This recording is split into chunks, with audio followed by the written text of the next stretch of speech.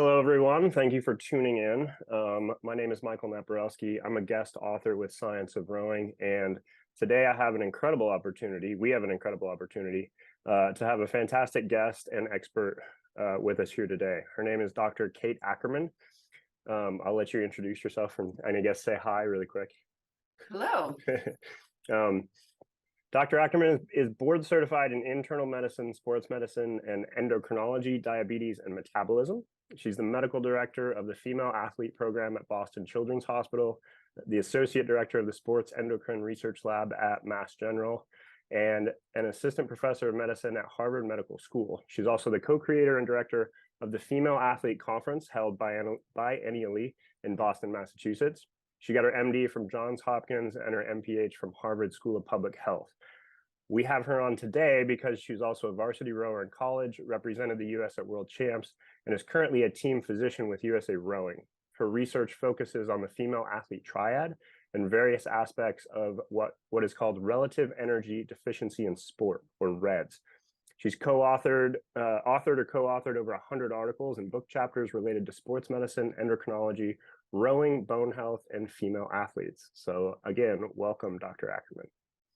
Thanks, happy to be here. We're kind of highlighting REDs today, or relative energy deficiency in sport. Now, you're the co-author on the IOC consensus statement that was released in 2018.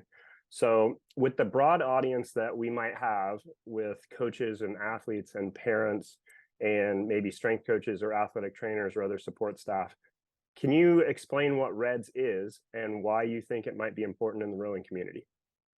Sure. So REDs was first coined in 2014. That was the first IOC statement. And the idea was relative energy deficiency, or not getting enough calories in for how much an athlete might be expending in their needs for good health and performance, can happen to women, can happen to men.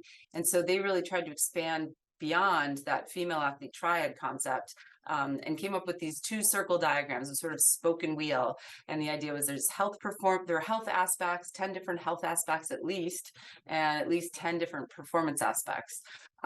So I really like that idea because we see that clinically, we see that in our sport.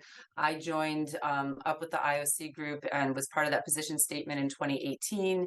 And we're actually coming up with a whole special edition of the British Journal of Sports Medicine with the IOC this year. We've been working on a bunch of different papers. So there's going to be an update in that REDS consensus statement and an update on how to screen and prevent it and explain the physiology a little bit better.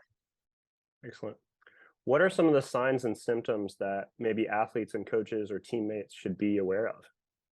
So when we go back to the origins of the female athlete triad, the idea was when people aren't getting enough calories in, then they might get this hormonal suppression. So for female athletes, they could lose their menstrual cycle, or their cycles become a bit irregular, and then they can have more stress fractures, or they might have lower bone density. So the triad was really about energy availability, menstrual health, and bone health. So those are things that we can still see, but there are other things as well. So it might not present that way. It might present where for a male athlete, for example, they might have lower libido, or they might have low testosterone levels, or it could be in terms of performance where athletes are putting in the work, they're doing all this training, but they're not recovering as well from workouts. They might become anemic, they might have GI issues. So it can be a lot of different health systems. And so when someone's feeling really dragging and they don't think that they actually are performing the way that they should, it's an important thing to just take a step back and think about the screening of REDs and if they're fueling enough for what they're doing in terms of their exercise expenditure. Mm-hmm. What are some of the long-term health implications with REDs? So the bone issue is the most established for sure, but a lot of the other things we're still trying to figure it out. So some of the initial changes that you might see can be reversible. So for example, people could have some thyroid suppression. It doesn't mean that they have true hypothyroidism that needs to be treated. We saw some of that with some of the old track and field stories about people being put on supplements when really they were just underfueling and overtraining. So something like that, you might see a change really early on with T3. But then when the person actually gets better nutrition, that T3 will correct very quickly. So the short-term things, we can see some show up within the first couple weeks, some things show up in the first few months. Things like bone health, the bone density dropping, that can happen over the course of a year or two. And if it's happening during a time when a person is really building up their bone density, during adolescence, for example, is when we build most of our lifetime peak bone mass, it's really hard to make that up again. So if people go through these phases of having low energy availability as adolescents, so like a high school rower who's doing a whole bunch of training at 15, 16, 17, 18, if they are energy suppressed, it's very possible that they're not going to make up that bone density that they didn't really accrue when they were in their adolescent years. So bone density is the most obvious one. The other thing is just lifetime habits. So if somebody gets into these ruts of eating and they're more restrictive about their eating and they develop things like GI issues over time, if they keep up those habits, sometimes it's hard to correct some of the issues that they might develop with bloating and constipation and some of the fears that they have around meals. So it really depends on what they're presenting with and how quickly it's addressed. Mm-hmm. How does REDS impact performance? Because I think sometimes it's hard to tell a 15 or 16 or 20-year-old that their long-term health is really important. But what are we going to see in the immediate term, and how might it impact performance directly? And this is, again, why I really like the performance spoken wheel component, because you're absolutely right. You're coaching a 16-year-old and you tell them about their bone health and they're just sort of glazing over. If they haven't had a rib stress fracture, they haven't had a tibial bone stress injury, they're like, you're not talking to me.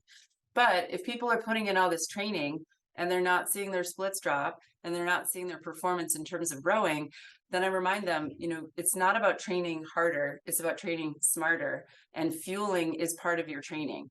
So if people are going and they're doing extra workouts and they're skimping on meals and they're not having their recovery snack and they're not getting enough carbohydrates in, they're not going to see the benefits of their training. They're not going to be getting enough muscle mass on. They're not dropping those splits, and then they're getting really stressed out about getting recruited and performing well.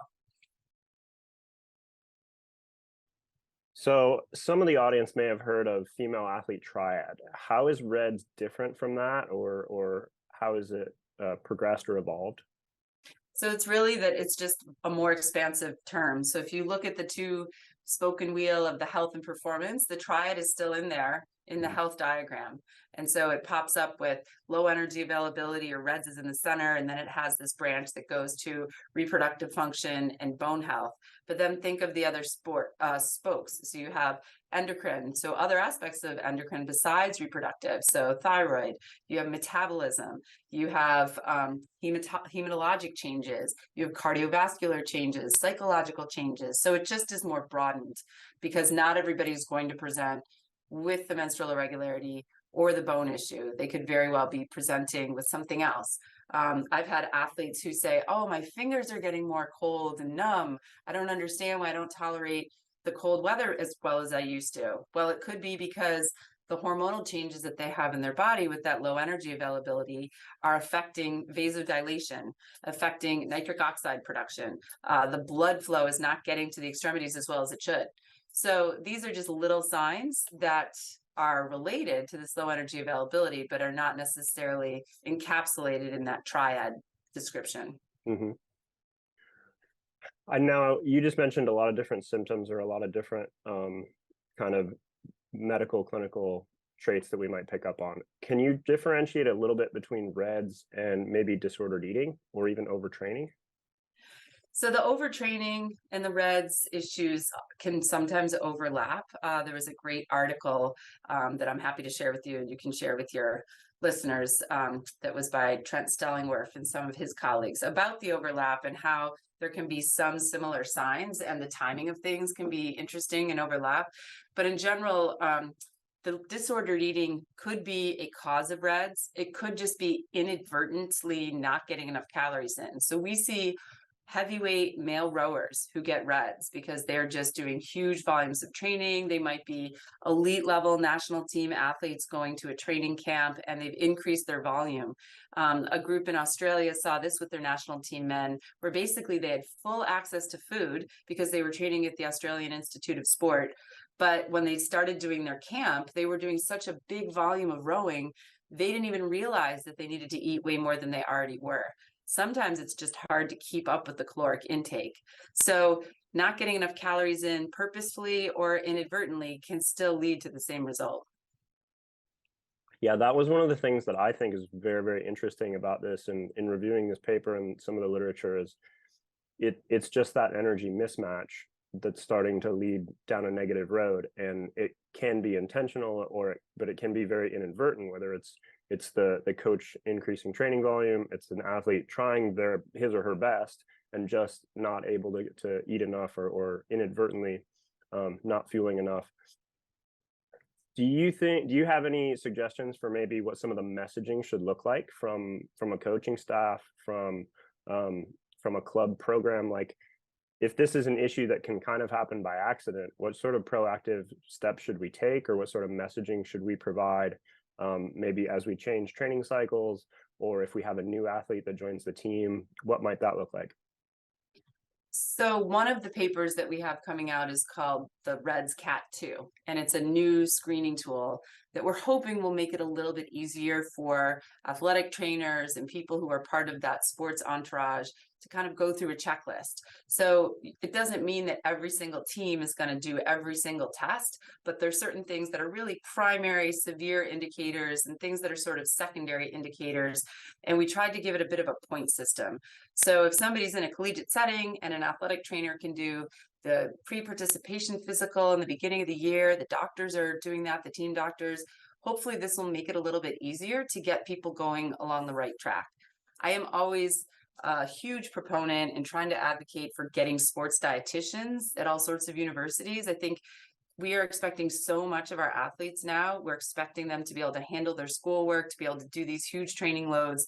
They need all the tools and the support. They need a sports dietitian. So when these universities are making decisions about who to hire, and they might hire one dietitian to take care of the entire athletics department, and that person's getting paid part-time and working part-time, that's crazy to me. So I think we just need to have a much higher emphasis on what sort of support staff is required in order to have teams.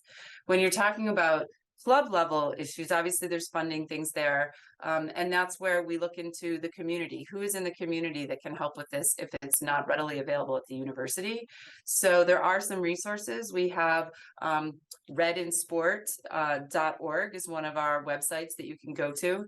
We also have our femaleathleteconference.com that you can go to. That talks about some of these articles. It talks about some of the resources that are out there. But really it's about word of mouth and talking to providers that you know are knowledgeable about this, and hopefully we just continue to get you more tools. That was probably my last question, is there anything I should look for in a provider? If I go to a dietitian, if I go to my normal general practitioner doctor, are there questions to ask, or are there specialists I should be looking for if I suspect it within my club, within my team, or is any local provider able to kind of tackle this issue? Well, I'd love to say that every provider is really knowledgeable, just like I'd like to say that every coach is completely knowledgeable, but we know in reality, in any specialty, in any profession, there are going to be people that are really, really good and people that might not be as aware or knowledgeable about a topic. So I think if we're looking for sports dietitians, the first thing is finding a dietitian who is a sports dietitian, not somebody who just says that they are a nutritionist, but they're a registered dietitian. So in the US, at least, being a registered dietitian is the first credential you're looking for. When we talk about physicians, it could be a sports physician. It could be an endocrinologist who works with eating disorders. Ideally, you want somebody who's familiar with the sports environment, but you also want to make sure that they've heard of these terms before. So I think just asking if they've heard of it or they're comfortable with it is a good start. I will plug our conference again. We're trying to mentor a lot of people throughout the world to make sure that there's more research going on, but also that there are providers all over the country and throughout the world who can do this work a little bit better. And we have a big international consortium of people that are trying to train more fellows, train more physicians, train more dietitians and therapists and coaches to work on this. You've answered all of my questions fantastically. I guess the last thing is, do you have anything else to add? I mean, you're kind of one of the experts in the field, but you also have the direct experience with rowing and coming up as a rower. Is there anything else you think the rowing community needs to know about this, or anything I didn't ask you? I think as coaches and being part of the rowing community, people need to not shy away from it. I mean, I was an open weight rower in college. I was a lightweight rower after that. Certainly, most lightweights have made mistakes about how to make weight. We shouldn't be scared of having these conversations. There are ways to do this in a safer way, in a healthy way, but you need the resources and you need to be very upfront. So I have lightweight rowers that I work with. I have people who might need to transiently drop a little weight and then regain weight, and we work with people. Not everybody should be a lightweight. Some people are trying to be lightweights and they're going to do this for a very brief amount of time, and we want to give them the opportunity to do this in the safest way. But we have to be honest about it. And I think the biggest mistake I see is coaches who are afraid to talk about it because they're afraid they're going to lose athletes, and athletes who are afraid to talk about it because they're afraid they're going to get cut. And we really just have to have an open conversation and give people the tools to do things the best way they can. That's awesome. Well, I think a lot of what you shared today is going to help facilitate some of those conversations. And I'm really glad you shared those resources. I want to share that one more time. That is redinsport, is it .org? Mm-hmm. Okay, fantastic. Awesome. Well, thank you so much for agreeing to share with us today, because like I said, you're one of the experts in the field, and it's fantastic that you understand the rowing community and how this might be a really important topic for a lot of our athletes and coaches. So thank you. Thanks for having me.